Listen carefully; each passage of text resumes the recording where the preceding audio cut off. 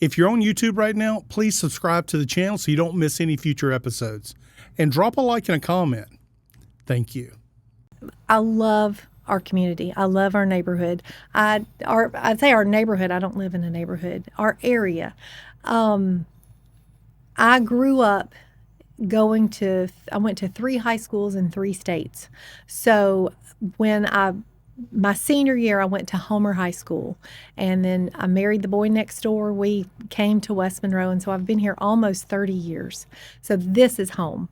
And my compliment about North Louisiana, we have 3 children. The 2 oldest go to LSU.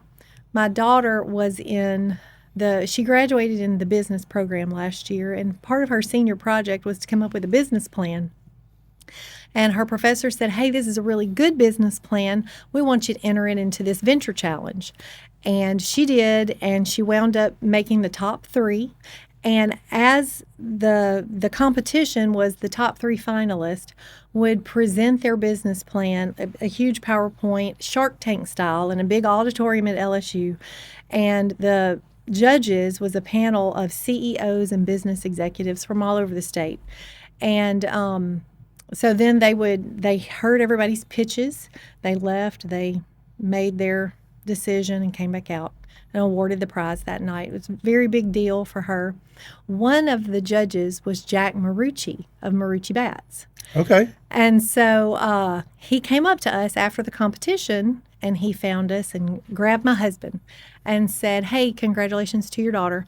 Her last slide had her contact information, and I saw the area code was 318. And I just want to let you know that I knew her character, and I knew you and your wife, I knew what y'all were about as soon as I saw that 318 area code. Wow. My husband said, well, how so? What do you mean? He said, well, we do a lot of customer research and a lot of customer profiles, and just about everyone in North Louisiana swings a Marucci bat. And he said, we don't know why. And so we started digging into the customer profile of people in the 318 area code. And what we found when we did a profile on that customer is that everybody from North Louisiana seems to prioritize family, they prioritize faith, and they are of high integrity. And every time we get a chance to hire somebody with a 318 area code, we do at Marucci Bats. Oh, that's saying something. Oh, I know. It was fun. He spoke life into us, and I was so proud. Now, is that a Louisiana company? Yeah. Oh, I did not know that. So Jack Marucci was the athletic trainer for LSU, and he left LSU and started Marucci Bats in his garage, and it blew up. And I think that I don't know that he has a day-to-day hand in running it anymore, but he still lives in Baton Rouge. You know, as a parent, how did that make you feel? Not just a community member, but as a parent, knowing that they saw something in my child, but you know, where we live has so much pride. Yeah. I've just never been spoken life into about North Louisiana. He said, y'all are great people. And he walked up and told us that because of his experience with people from the 318 area code. So I was really proud to be from North Louisiana in that moment. And my other fun LSU story has to do with my son.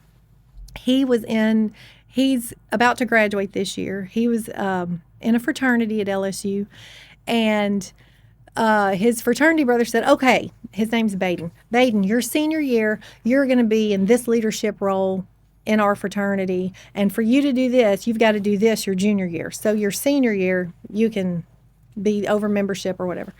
And my son said, guys, I'm not going to be able to do that. Well, why not? And he said, well, because I'm going to graduate my junior year. I won't be a fourth year senior. I'll be a senior next year. And you have to be a student. You have to be an underclassman to have that role in the fraternity. And they all started like a commotion. They said, but you're in our pledge class. You're our age. How are you graduating a year ahead? And he said, I don't know. And, let me just say, my children are not 30 and above ACT. We're just middle of the road. We just work hard, do our business. Right.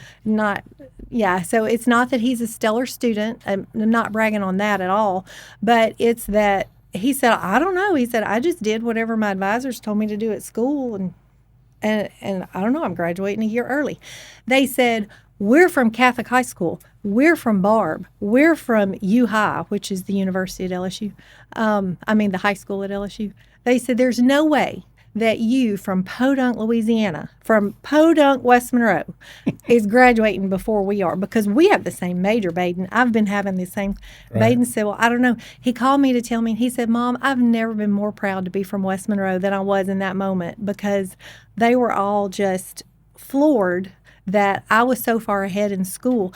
And it speaks to our school board, our community, all of the high schools around here really do a great job preparing our kids for school. They really do. Yeah, I think that,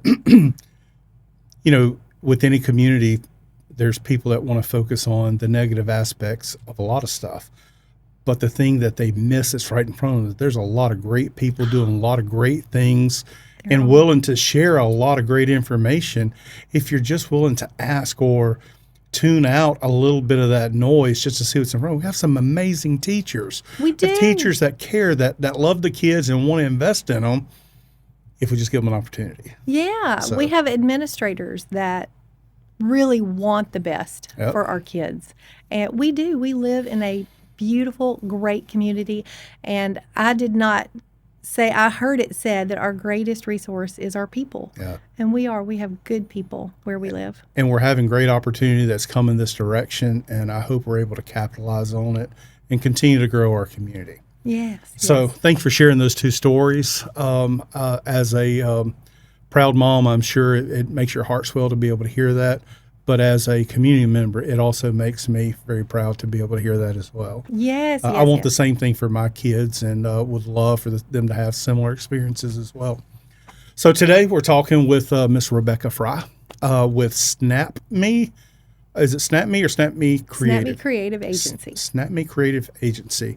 So you and your husband, Charles, you guys own what I thought was a local marketing firm, but recently realized that you guys are a pretty good sized marketing firm with a pretty good reach. So today I'd like to dive into that and kind of be able to tell your story a little bit and kind of the process that you and Charles went through to get to where you're at, some of the ups, maybe some of the downs, and maybe some advice you'll give at the end to people that want to aspire to travel to own their own business one day. Okay. So a little bit of looking back, it looks like Charles was in probably better way to say it, maybe corporate marketing for a while, getting into his own business. Well, actually, he graduated from tech and graphic design, and he just decided that he was going to go out on his own and have a design agency. Okay. So marketing was not in the title Okay. when he stepped out and created Studio 9017, which was our graphic design / website business. And it turned into a website business unintentionally, because when we started in 2007, he was designing Yellow Page ads, and then customers would say, "Hey, while you're at it, can you build a website for me?" And we were like, "Okay." So let me bring people into my perspective of this. So I started in real estate in 2006, so similar time frame. We were the real estate market was transitioning from pagers to cell phones, from taking your digital pictures on 3.5-inch floppy disk to be able to post online, to if you wanted to look for a home, the internet was not the big thing to look. You had a real estate magazine that every restaurant you went to, you'd have to kind of pick it up and start looking through it. So everything had to be in that magazine. So the digital age was not. It was happening, but it was not like what it is today. Oh, no. So when you're talking about websites, I mean, there's people that had websites, and, from a real estate agent standpoint, they were very rudimentary, to say the least, compared to what we used to see today. So I just kind of want to set a little bit of the backstory kind of timeline. Is that pretty much a good representation? That's so accurate. Okay. That's so accurate. That's why I say we did not start out. I mean, you can say you want to be a marketing business or a marketing agency, but back in the from '01 to 2010, it was just a different world. It Yeah. was the Wild West of websites, and it was difficult. It was really difficult because Charles was one of the first ones to go to tech to use a computer for graphic design. And now Wow. all of your classes are on computer. Right. But that was like brand new when he was going to school in art. And so it's very different. It was a big jump to where we were business owners and learning how the computer world worked. And so, yeah, we were building websites, and that has changed so much because nobody built a website back then. And now, a 10-year-old can Yeah. build a website and sell something on YouTube. Which is amazing. It is great. It's amazing, but it adds a different level of complexity into a professional atmosphere that you guys are in, where you've got so much technology that's being force fed on you and trying to figure out how do we navigate. Because you mentioned website. I heard it explained one way: a website is like a billboard in the middle of a desert unless you know what to do with it. That's very close to what we tell Yeah. our customers that come in. You can put your website. You can get a website and it looks great, and you can put it online. But it's like having a restaurant on the side of the interstate with no signs Yep. to point you to its exit now. And that's what the internet is. It's like this massive highway of information. And the whole goal of a digital marketer is to get people to your website and to get people to know who you are. So you guys first created what was the name of the studio? What? Studio 9017. Studio 9017. And we rocked along. It was just Charles and I, and we would have about one or two designers, and we built websites and did the brochures and things. And we did that for years. And then COVID happened, and it completely changed a lot.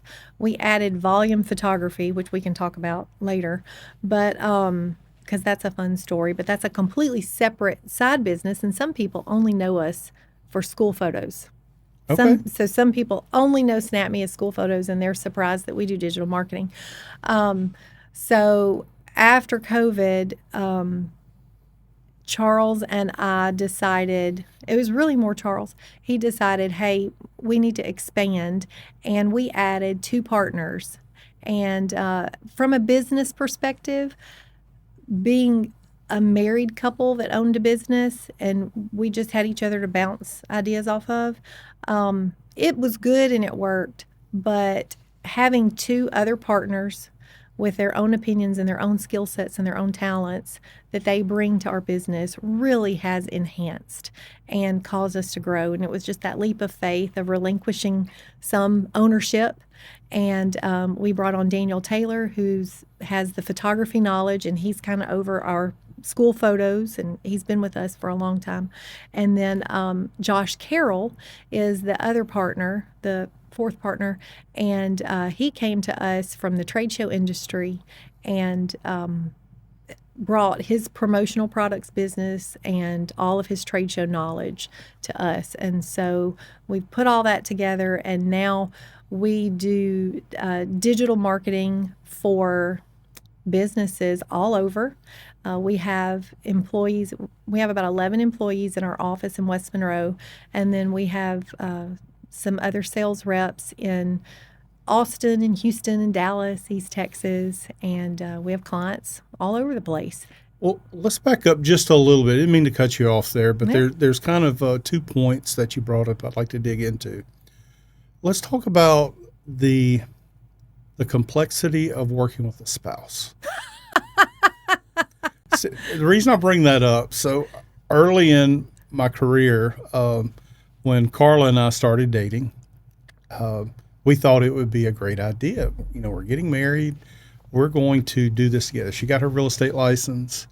Although she is a little bit of the extrovert and I'm the introvert, I guess my personality, I could push through and I could go on appointments and I didn't have a problem talking to people. And she's like, I'll just hang back and kind of do some of the paperwork. Boy, did that not work well at all. It did not. It's just when you find yourself trying to ask your spouse or tell your spouse that, hey, I need you to handle this. I mean, it doesn't always go great. And there could be a little friction. Well, why didn't you handle this? Yeah. So we kind of figured out that, hey, I'm going to handle this over here. You handle this and we're going to be good. So when we come home in the evenings, we don't have to talk about it. So talk to me about the complexity that you and Charles had when y'all were trying to get this up and running. Has it always been just, man, we're just this well-oiled team. Everything's just high-fiving each other every day. Talk about that a little bit. Because obviously y'all have found a pattern that works well now. But I'm sure it wasn't always like that, was it? That's a great question. That's very loaded. So I don't want you to have to go so deep, but at least tell us. It's funny. The magic that you found to make work. Okay. The magic is that probably 10 years into it, I remembered that we went through a love languages class and that most men's love language is words of affirmation. And that if you're self-employed, you don't get an annual review from your boss that tells you you're doing a great job. Or when you work for clients, all you really get is complaints. And if you do a good job for somebody, then they're just that they expected you to do a good job. Right. And so, I mean, you do get, that was great, thank you, but not these in-depth. And I realized probably 10 years into it, it kind of woke up and I went, oh, we don't, I don't want to say encourage. We haven't been encouraging, but it's just like you need some feedback. Yeah. And self-employed people across the board don't get feedback. Right. You've got to do a lot of that kind of on your own. And so I realized that one thing that I needed to do was, I guess, speak more words of life into all of the things that I saw him doing. And because he was doing that for me. And then, you look back and it's because he's words of affirmation. So he was giving me those and I wasn't. So I would say that that's one thing that I recognized. Our secret sauce, though, Josh, one of our partners, Josh Carroll, he laughs at us because our secret sauce is we really don't talk about work at home. Really? Not much. Josh will tell me something and then he's like, Charles didn't tell you? And I'm like, no. And he was like, what, y'all haven't talked about this? And I'm like, no. And I think it's unintentional. We're tired. Yeah. I mean, I get that. My line of work, people don't. They kind of respect your 8 to 5. They're not calling you. Typical customers in business are not calling after hours. But when you sell real estate, they're gonna call you on Saturday, Sunday, Monday night, anytime they want something. And that was really hard for Carla to be able to. She wanted that end of the day. I don't want to talk about it. Mm-hmm. Brian, you can talk about it all day long, but I just don't talk about it anymore. So we found our stride. But so what's your stride now? Does she work in the real estate realm with you? She does. So she still has a real estate license, and I take all the glory for a lot of stuff that she does that has ensured the success that I have today. She is a behind the scenes workhorse that. I said that I'm more of that introvert and she's a little bit of that extrovert. She loves on our past customers and makes me look good through the process. So she carries a big load behind the scenes. And again, I tend to take all the glory for a lot of the effort that she puts in to ensure the success that we have. That's great. And handles the home front so that I can be focused on the things I need to be focused on, knowing that she's got everything under control. Mm-hmm. Mm-hmm. So, but I just want to acknowledge that. I don't think we would recommend it. We would tough. not. In hindsight, we would not recommend it. But when you find that stride, it can also be a beautiful thing too. Mm-hmm. Yeah, I don't think we could have done it any other way, not being married. So the other thing I want to hit on when it comes to kind of the structure you guys have, in which I'm very encouraged to hear you say it, when you guys brought on the 2 partners. with you. A lot of people, they look at business like I'm wrapping my arms around, this is mine. I created it. I'm not going to give anybody else a piece, not going to let anybody take my glory from me. But what I have found in business, the more I'm willing to share and bring others in that's going to enhance what I have, I can service my customers so much better. I can work less because I have somebody that knows how to do this one thing better and faster than what I can do it. It makes me look so much better in front of everybody. So yeah, I have learned, and it took me some time. Pride will get in the way of you growing your business, but when you let pride go and you find the right partners to partner up with, it's a beautiful thing. Yes, I could not have said that better myself. I think it's just one area that people they push back on because, and it just, only like I say, is pride keeps them from growing because they're not willing to let others in to help. Yes, and I would say that when we experienced a lot of growth about 3 years ago when we brought our partners on, not just Josh and Daniel, but we hired a lot of people, and we brought a big team on, and I had to stop micromanaging. And I wasn't micromanaging because I don't know if it was a pride. I don't think anybody can do this as good as me, but I felt obligated to have my hand in every pot because that was how I've been doing it. And you feel like it's your business, so you have to have your hand in every pot, and then you recognize you can't do it. And I have learned to celebrate those employees who are more gifted than me, and it is okay that you have an employee that knows more about whatever you've tasked them to do than you do. Yeah. And I think once you let that go, and I think that's what we've done, and you're not afraid to celebrate those talents that employee has and promote them. Absolutely. And reward them for the good things they're doing. I think so many people run their business in fear of, and I understand the fear of, well, they're going to learn my secret sauce and they're going to learn everything, and then they're going to leave me and go start their own business or go do this for somebody else. A lot of people operate their business. I've worked for people that they operate out of fear. Yeah, they just operate out of fear. And I think once you let that go, I also think that Charles is really good at judging people's personalities, and he's really good at hiring people.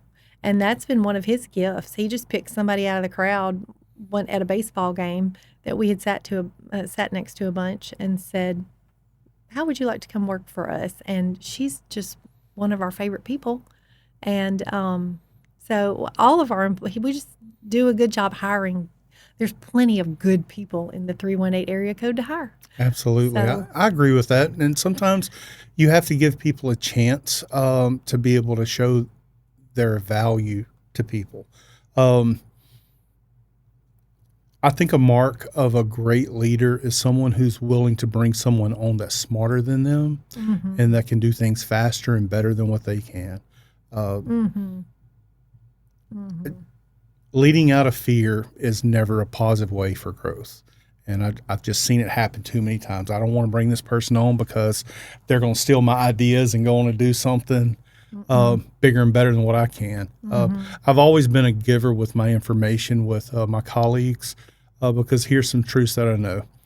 Nobody will ever work my plan better than what I can, right? Because it was my plan to begin with. And then 80% of the people or 90% of the people you tell it to won't even take one of those steps to be able to work your plan. I've taught a lot of classes before on how I handle my business. And I just tell people, don't try to copy everything because you won't get it all. Just find one thing you can take away that you can implement in your business. But I've never been fearful for sharing information because it's my plan, and you're not going to ever outwork me on my plan. But here's the information. Yeah, and the information that other people can figure out. 100. They can learn. Yep. Anybody can learn how the digital marketing realm works. I mean, they can do that. But boy, when you say digital marketing, how wide of that space are you actually talking to? So let's jump into when you guys had the growth idea for the company y'all originally started to the company you're at now, you're doing way more stuff today than you were doing in that first company. Would you agree with that? Yeah. Oh, yes, 100%. So when you started looking at growth, I kind of stopped you when you're talking about COVID came and hit, and y'all started doing some reevaluation. Walk me through that process of what led you guys to create what you have today. What was some of those first building blocks that you guys said, "Hey, it's time for us to do a little something different"? Well, I wish I could say Charles and I were these phenomenal business owners that stepped back and said, "Hey, we're going to grow to this." I think COVID caused everybody just because the world stopped and you kind of stopped and reevaluated what you were doing. It was a hodgepodge.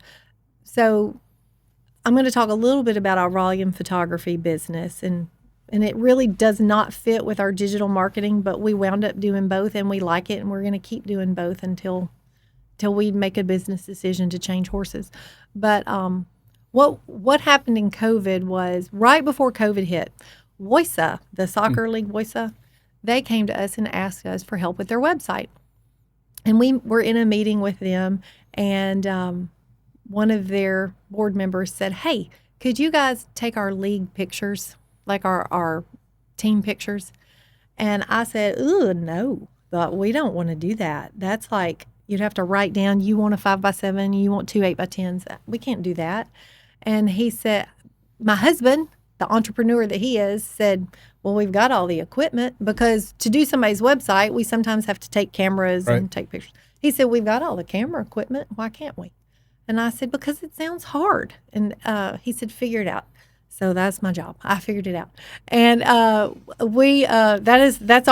that's our roles. If you want to know, Charles says, "Do it." And I say, "Okay." And I'll figure out how to do it. But we built websites. And so I was like, this is 2019. Surely there's a way to deliver photos over our phones, because we use our phones for everything else. Mm-hmm. And I found some software, and we gave it a go. We said, "You know what? We're going to do it." And it was just kind of a fun challenge for us. And so we took our little graphic design team and Daniel that can run cameras. We go out to Woisa and we take everybody's picture. We upload everybody's phone numbers that are coming through the line to the cloud. And I was a nervous wreck. And we wound up breaking the software that we were using. We broke that company's, like, their whole platform, and they would fix it. I had them on speed dial. They fixed it. We did the pictures. They wound up flying us out to Vegas for the School and Sports Photography Convention, because they were like, "We want to meet. Who is this company that broke our software? We want to meet y'all." So was it the volume you guys were sending through there? Well, we were using the software backwards. The software was was used at major league sports events. Like, they would put photographers out and have customers scan a QR code, put in their cell phone number, and then they would take your souvenir picture, and then you would log onto their website and buy the picture. Okay. We were kind of doing it in reverse. Okay. We were getting all the parents' phone numbers, then we took the pictures, and then we placed them on like a different background, because we took them on green screen, and we sent them to the cloud. And so it was a little backwards, the way we were doing it, and the fact that we were doing green screen. They had green screen software, and then they had the live souvenir photo software, and we were combining the two. I got you. That's what kind of broke it and just overloaded their servers. Anyway, we fly out to Vegas, and we, meet this. It's a whole different industry, school and sports photography. So we figured, we kind of got our feel for what the industry was like, and we were like, "Oh, we can do this." Then COVID hit, and then we were approached by West Monroe High School. "Do you want to be our school photographer after COVID?" And it worked out well, because we had a team of graphic designers, and one of them was your friend Emery Thibodeau, and fantastic artist, by the way. She is fantastic. And one of the things after COVID was nobody could be in a room together, so they weren't going to have team pictures. And so we said, we'll take everybody's individual picture and then build the team standing in the football stadium. And that was what Emory did. And so that was how we gave everybody a team picture in I guess it was a football season of 2020 and the graduating class of 21. So that was kind of what really blew up our school photography business. And so it was something that we didn't plan for. Woisa just said, "Can you do it?" And we said, "Sure." And then we got frustrated with the software. And then it was just a personal challenge to me to try to get a good website that could deliver that smoothly. Right. And I found the website. And so because we have our website background, I could work the website. Daniel could manage the photos. And then it blew up. And now we do the volume photography for several high schools in Ouachita Parish, some in Caldwell Parish. And I mean, it takes a team of us, and I don't know if we can handle another high school. Well, you talk about we're going to keep it too. It's kind of different from what we're doing. But as a business owner, all I'm hearing is that we just diversified. So if one's lagging a little bit, maybe this other one is going to carry a little bit. So yeah, and it did. It carried us, and that was good for us. When we look back at the history of our business, it was good for us. We still did website stuff, and it was hard to juggle. But we spent a lot of energy and manpower really crafting our volume photography. So do y'all have your own system you use now, or are you still using, third-party equipment to help? Yeah, it's third-party platform software that we're using, but it's real efficient. We have one person that just manages the data. Yeah, when you start talking about, well, I don't want to get involved in someone's wanting an 8x5 here and a whatever here, but if it's set up to where they can go on, select what they want, and once you got it uploaded, all you're doing is just watching the process happen at that point. Yeah, but there is a lot of work involved. We have one person that manages the data from the school. We have to have all the parent email and phone numbers, and that's nothing that people had to have beforehand. They would send the proof sheets home with the kids. Well, we've reversed that, and now we have to have all that data before we even go take the pictures. Okay, makes sense. Yeah, and so we have one data person, one person that is taking the pictures, one person that's scheduling. Well, Deanna does a ton. She's fabulous. Then we have somebody editing the photos and building the team and then uploading, and so it's more than a one-man photography job. Photography is, for volume photography, it's difficult. So we did that, and that photography business got built up really since 2020. And so this is our 5th year of doing school photography. We've added a lot of schools in the parish. And then in about 3 years ago was when we brought on Josh and Daniel as partners. And that was when we really opened the door to be an agency of record. So we represent our clients. We buy for them. We buy their media. We are their agency of record. But the digital marketing realm, that's a completely different set of employees and a different group. But in our office. let's just hit just a little bit on the agency of record. I don't think a lot of people really understand that when you get involved into marketing, buying ad space, whether it be billboard, digital ad space, that stuff gets expensive. Number one, if you don't know what you're doing, you're going to spend an awful lot of money and it's going to get wasted.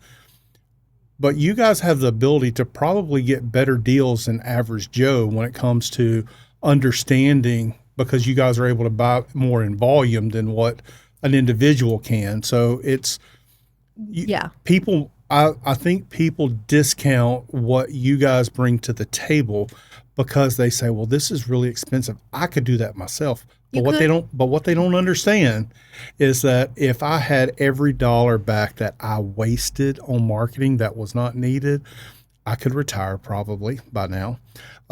Having someone like a firm like you guys, I believe you guys bring overall value. You may actually even save somebody money by going through.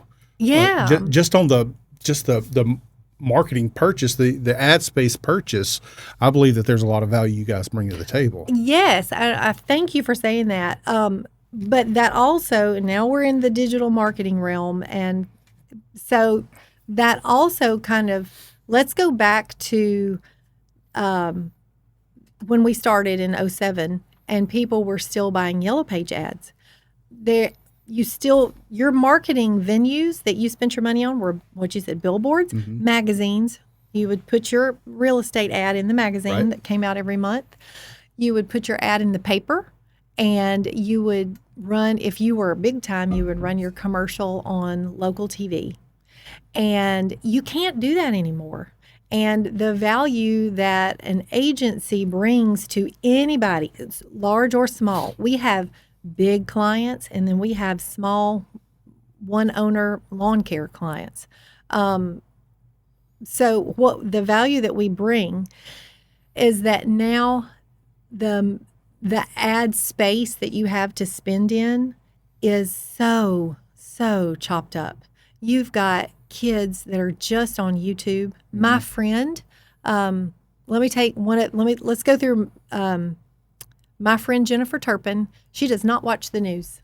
She gets all of her news from Facebook. Her husband watches Hulu.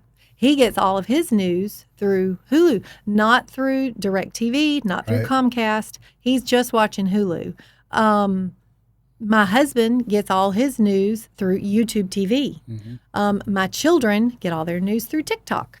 And so how do you, as a business owner, reach so many different platforms? How do I put it? You can't just run your ad on NBC because NBC does not even run on DirecTV. Right. And the kids aren't watching NBC, and your millennials.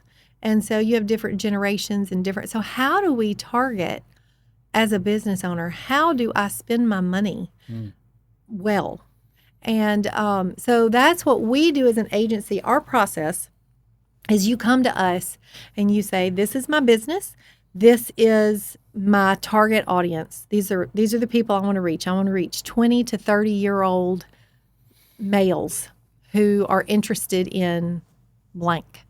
And or 20 to 40, whatever your demographic is. I want to reach people that love to cook. I want to reach people that love pizza because I have a pizza shop. And we take your budget. We have a chart actually where we can say we have an in-depth analysis. We do what we call a customer needs analysis with each customer. And we sit down and we really get in their business and say, okay, what's your gross revenue every year and where would you like to grow it to? We have to know some numbers. And then we have a chart and we say, based off of what other people your size and your industry spend on marketing, this is a percentage of about what you should be spending. How many of your customers you do this needs analysis with do you find they are way underspending on their advertising? Everybody. And then some customers come to us and they say, well, this is my budget. We do have customers that come to us and say, this is my budget. And we say, well, you're spending way too much on Google ads because you need to diversify and so what we do is we take your budget. If you say, I've got $5,000 a month that I can spend on marketing, then we take that and we put that through our list of tactics. And we say, okay, we're going to sign a 6-month contract or a year contract, and we're going to apply this much money a month towards Google ads, this much money a month towards targeted emails, and we break it down, this much money a month towards SEO services, or this much money a month, and we explain to them, this is why we think you should spend this much, and these are the tactics. And if you have a little bit more, we're going to add this much to it. Or if you need to cut one, we recommend cutting this service. And then we meet with them. So they say, okay, let's do it. We meet with them once a month and we look at a report every month. And so we don't have any of our clients that we put in a crock pot and set it and forget it. We look every month. These were all your clicks. This is this tactic, and these are the results we got from this tactic. And this is this tactic. These are the clicks. And then we analyze that and we tweak it. So the cool thing about today's technology in comparison to, let's just say, even 10 years ago, when someone wanted to see how their TV ad was performing, they'd have to use Nielsen ratings to see what kind of viewership it's having. And then you could say, maybe someone's coming, but I'm not real sure. but analytics are king nowadays. If you can get in the numbers and if people understand who they're marketing to, if you know your customer, you can really dial in. Now, for real estate, it's a lot harder because we can't use all of the techniques that you can to be able to drill down on that. I wish we could. Real but estate's a different It animal. is. I wish we could sometimes, but I'm glad that we can't because it becomes, you don't want any biases to come in when you're trying to advertise to a consumer when it comes to a house. You don't want to ever put yourself in a situation where you're crossing that fair housing line.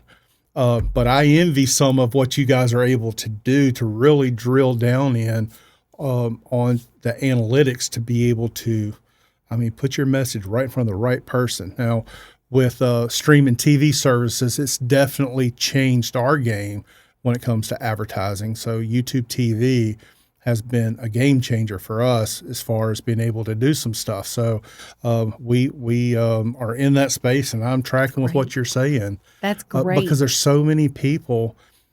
I bet I couldn't name 5 people that have cable service right now. Or if they do have cable service because they forgot to turn it off and they're just using the internet that comes along with it. Everybody is streaming nowadays. But then the flip side of that is so much is changing in the digital space and trying to keep up with it. It's a job in itself. I would say that there's several times a month I'm reading a news article. You subscribe to all these trade organizations and they're talking about this new AI thing here or this new technique here. And I'm hitting Alex up. Hey, I want you to do some look at this. I think it's cool technology, but maybe not right for us now. But that space is changing so fast. It's so fast. It's so fast. And it makes, I guess that's why it was overwhelming for Charles and I to jump into the digital marketing space, just the two of us. Right. And so that's when we brought partners on, and we felt like we had more people to bounce ideas off of and more people to help us do work. We hired people and we grew the business a little bit. And so it just helps so much because we can now really focus in on our clients. We can do more research. We can just offer so many more services because the digital space is changing. Google changed their algorithms. They change their algorithms every so often. And we have to figure out, we could even look at a client and say, you would be better served doing Facebook ads than you would Google ads because of your demographic or because of the way that we can serve these ads. So we have just a lot of things that we have to evaluate. And you mentioned that crockpot mentality. I think it's it happens too much that whether you're doing it yourself or you hired a company to do it for you, you have to be concerned about that crockpot mentality, that the set it and forget it is gone. If there's anything when it comes to advertising, marketing, that you think you can set it and forget it, you've already lost. Any money that you're spending from this point forward, just might as well give it to me, just half of it to me, and you keep the other half because you're wasting it. Yeah. So we've had so I have a good example of a client that I said, hey, we would like to do your digital marketing. We're doing this, we're managing your website. Let us do your digital marketing. And he said, well, I've already got a company. And I said, well, just bring your report in and let me go. He said, I'm not really sure what I'm getting from them. Well, bring your report in and let me go through it with you. So when we did, this business had clicks in Oregon. They had clicks on their ads in Missouri. And this is a local business to the West Monroe area. And so why would their ads have clicks in out of state, much less, just not in this area at all? So I said, I could look at that and say, what's happened is your target market has not been set right. Your radius on your ads has not been set right. And that's money wasted. And there's no telling how many ads were shown that were not clicked on. So it's things like that. You have to look at it every month. You have to check it and make sure that your tactics are performing, because it may be that you run a Facebook ad and that wasn't the place for it. Right. Or so you don't know. We require a minimum 6-month contract of all of our clients because the digital landscape is so It's volatile, but it takes It's 6 always months. it's a moving target. It takes 6 months to see something work. I would think that time's actually getting a little bit longer. I used to have a mentality for anything marketing I would do, I would commit to 6 months on it. But what we're seeing now is that may not, in some cases, be long enough to be able to get the true results of what you're trying to get at. So I think you guys are definitely smart by having a minimum set time, because you don't want to put all this effort into it and not even have the chance for success. But people also need to understand too, the longer you give it.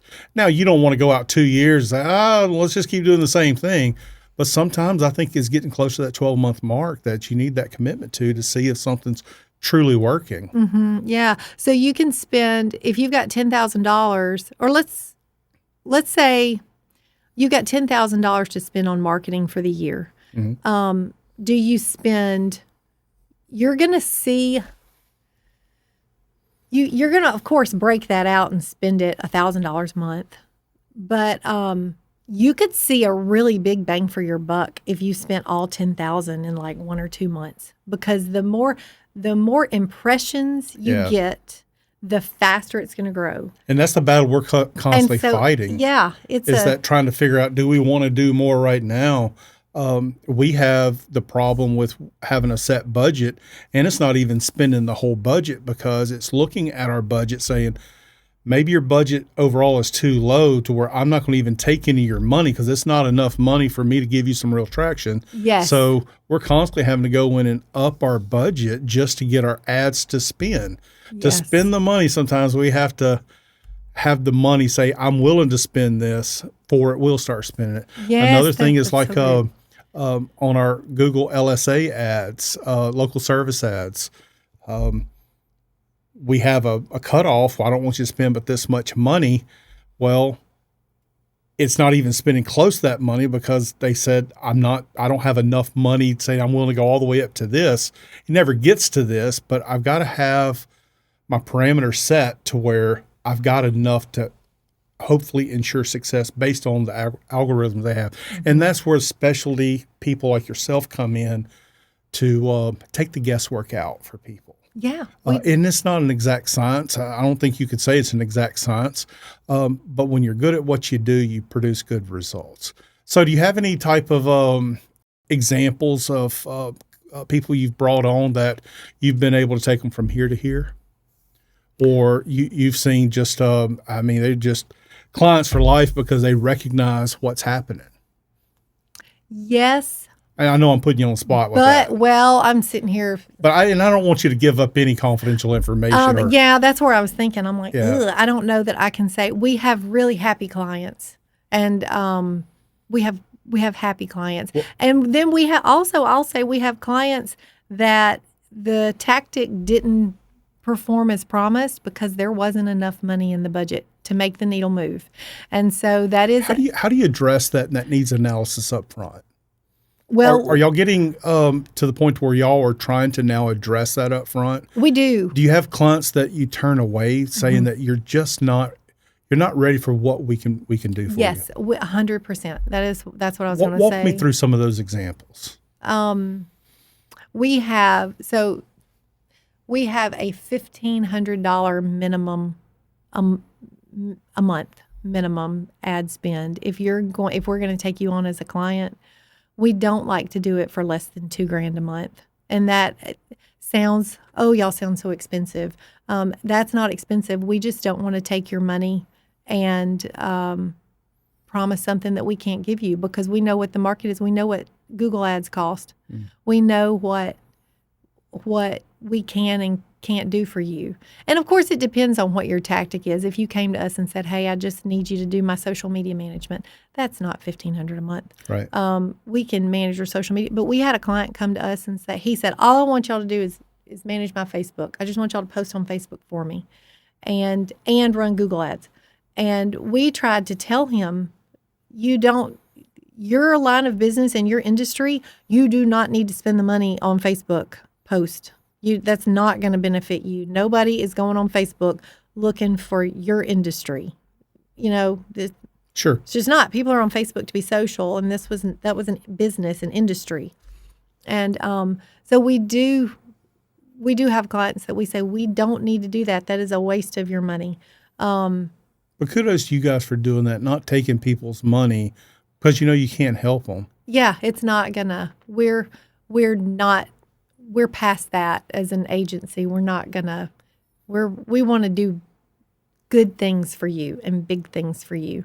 And I do believe that if you go into any meeting, I don't care if it's a meeting with your competitor and you sound like you're like-minded, any meeting that you go into, you can find synergy to work with somebody, or Absolutely. or agree to, walk away. So I do believe that we could help you, even if I just share some information and I tell you what you can do with your $500 a month until you're ready to spend $1,500, $2,000, and up. I mean, we do have the big clients that have very big budgets, and you can do so many tactics with them, and you can do so much, and you can really make their business shine.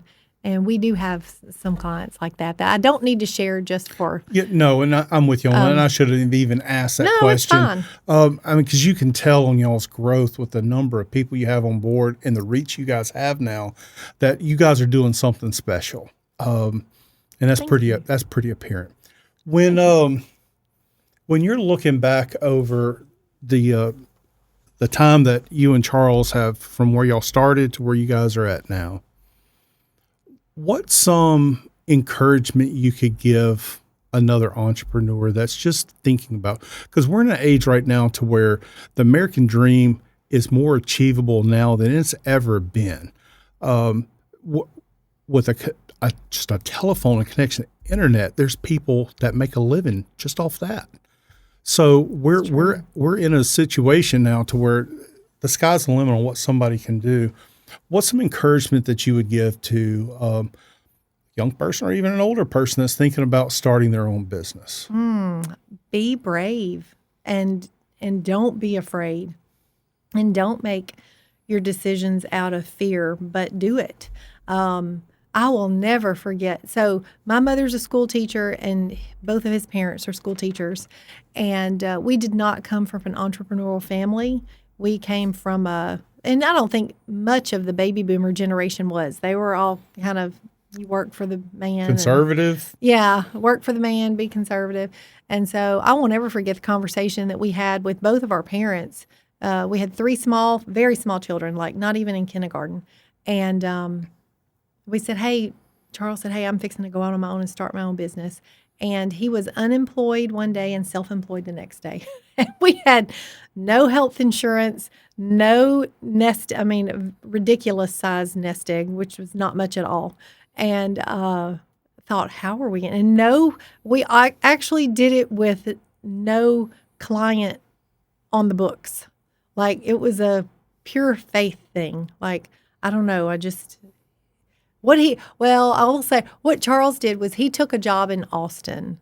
He quit his job here and he took a job in Austin, and he worked in Austin for 2 weeks until we could sell our house.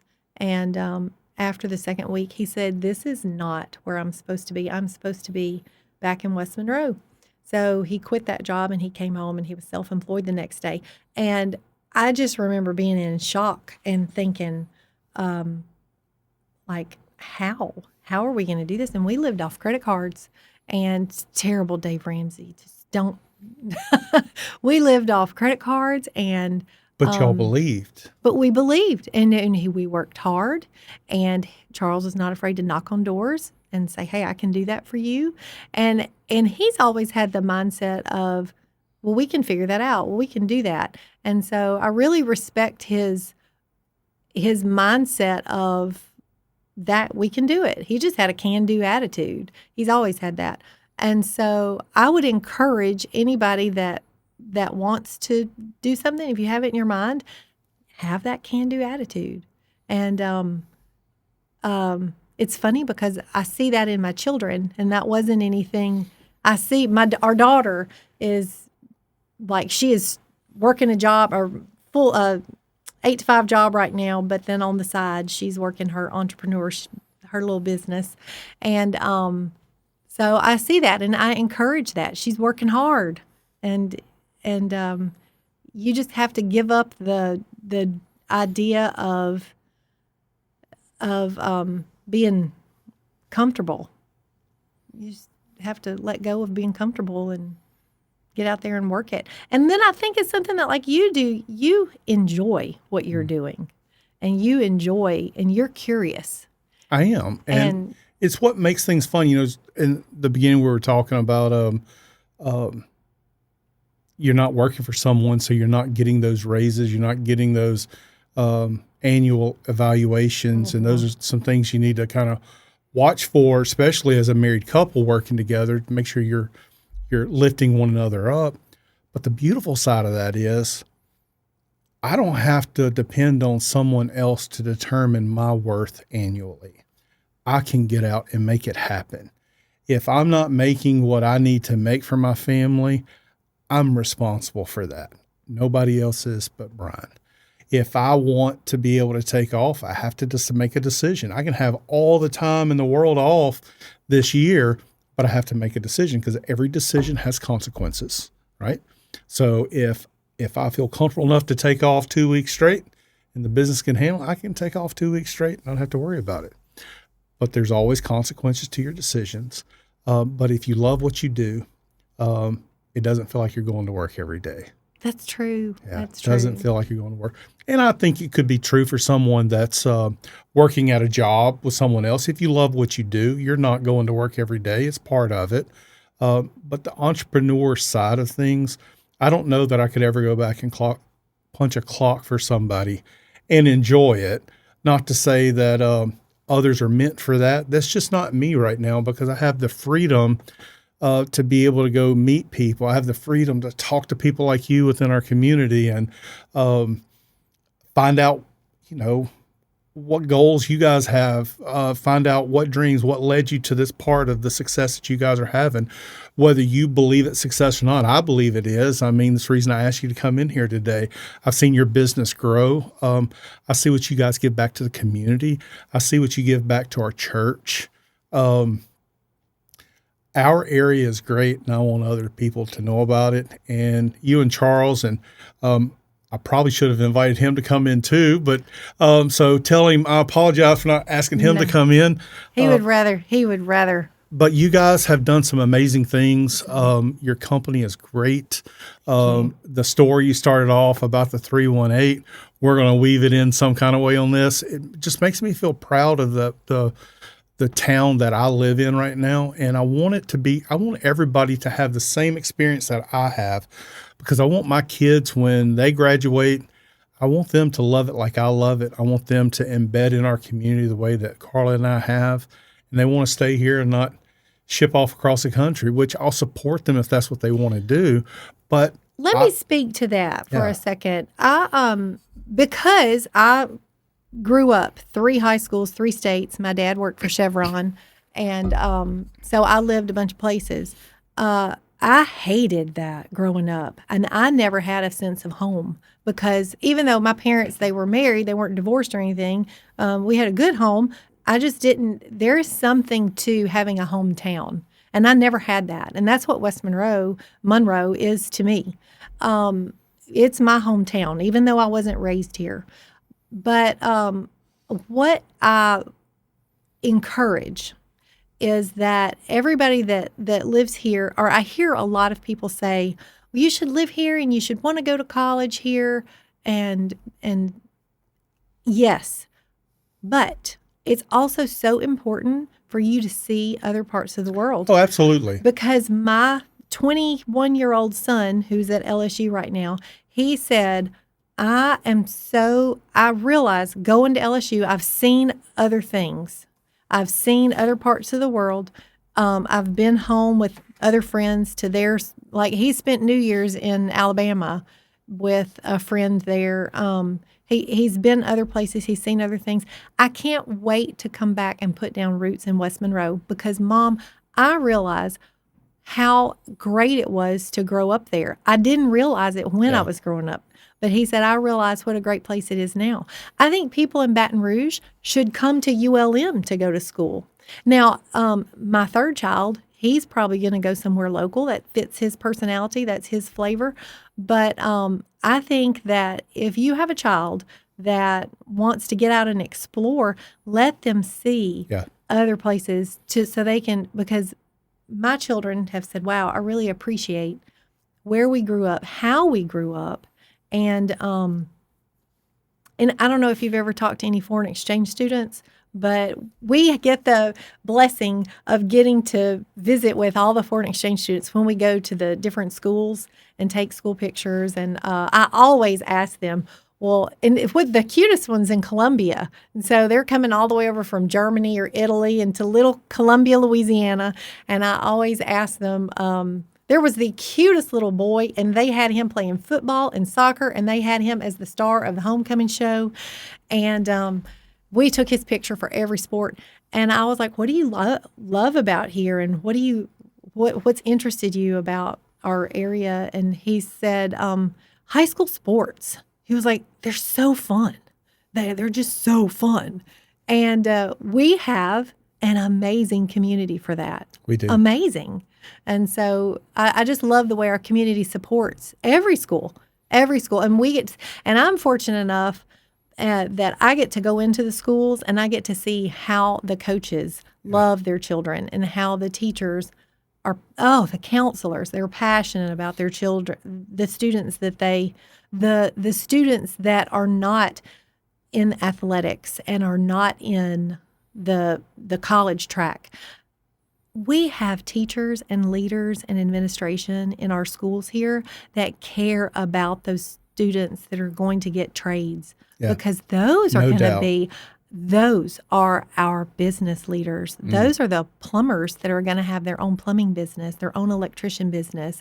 They are the ones that are going to be building our future community and our business leaders, and we need to pour into them. We don't need to, which is great. I'm all about, we support athletics and support all the leaders of the school, but we have good teachers and good administration that care about all the students. Yeah.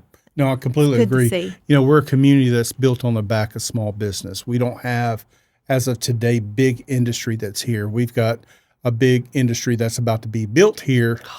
And so thankful for that. But our small business is what makes this community the way it is today. And you and Charles are part of that. So I want to tell you thanks for being great leaders in our community, and can't wait to see what's next for you guys. So if there's anything we can do to help y'all, don't hesitate to reach out to us. Thank you, Brian. It's been a pleasure to visit with you today. Thank you for taking the time to watch or listen to this podcast. We really appreciate your involvement. Please leave us a comment, or even better yet, subscribe to this podcast and hit that notification bell so that you can be alerted for every new episode when it hits.